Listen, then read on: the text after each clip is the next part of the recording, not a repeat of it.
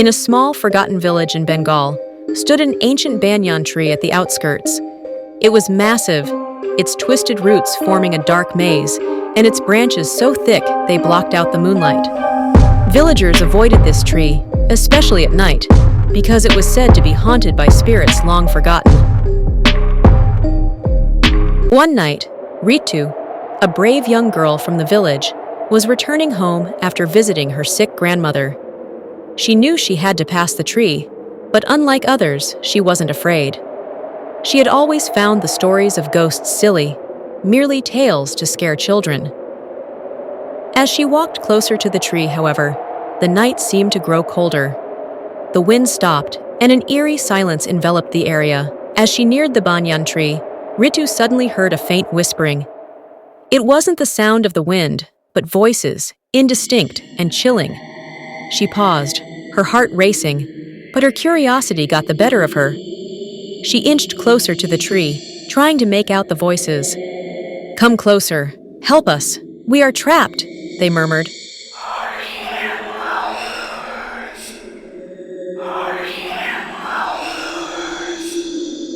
Ritu's body froze, but something seemed to pull her toward the tree. She stepped closer and saw something strange. There were faint lights flickering between the roots, almost like tiny lanterns. She crouched down, peeking through the gaps in the twisted roots, and what she saw made her blood run cold. There, beneath the tree, were shadows of people, pale, ghostly figures trapped within the roots, their faces twisted in agony. "Help us!" they cried. "Release us from the curse!"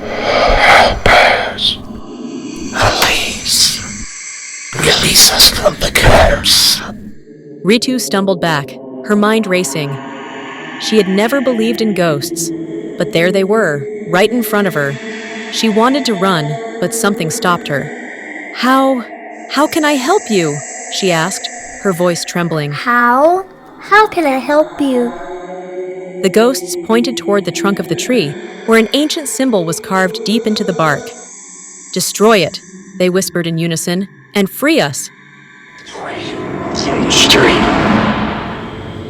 Destroy it and destroy it. Ritu knew time was short. Spotting a sharp stone nearby, she took a deep breath and began scratching the symbol. The instant the stone touched the tree, a piercing scream shattered the silence. The tree shuddered, roots pulling back as the trapped souls slowly began to escape. But then, something unexpected happened. The ground beneath the tree cracked open, and from the depths emerged a shadowy figure. It was the spirit of the tree itself, a vengeful guardian who had been trapping the souls for centuries. "You dare defy me!" it roared, its voice like thunder. You dare defy me! Despite her shaking hands, Ritu kept scratching the symbol until, with one final strike, the tree split open with a deafening crack, causing the furious spirit to shriek and dissolve into the night air.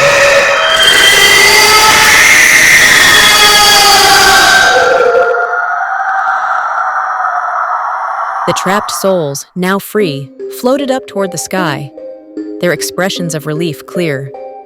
One of them, an old woman, approached Ritu and whispered, "Thank you, brave one. You have freed us all." Ritu stood there, trembling, as the souls disappeared into the night.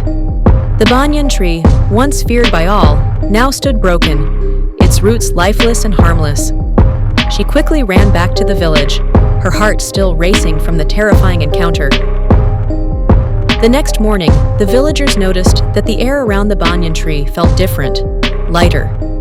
The stories of the haunted tree soon faded, but Ritu never forgot the whispering voices or the terror of the night she freed the trapped souls.